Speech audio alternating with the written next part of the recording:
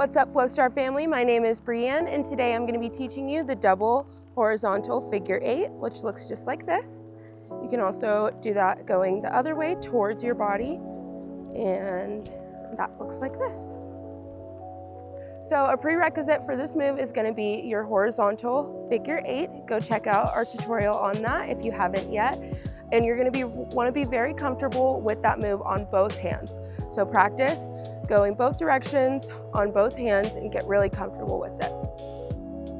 For your horizontal figure 8, I like to give the comparison of holding a glass of water and trying not to spill that water. So pretend you have a glass of water in your hand and rotate your wrist around and try your best not to spill that water out of the glass. Now grab your Flowstar in the middle of the points, and you're going to have your fingertips down, and you're going to have your wrist in a little bit of an L shape and flick it out, going around, doing that horizontal 8. Really nail that, and then go around the other way. And you're going to practice that with both hands. Once you feel comfortable with that, you'll be able to play around with your doubles. So take both of your Flowstars and get that L shape in your wrist. Try to flick them out at the same time, going above your forearms and then back down underneath like this.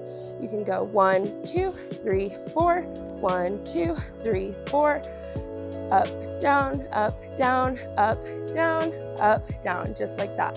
And the tighter your wrists are, the easier it'll be to keep that horizontal shape. It's a little windy out here, so forgive me.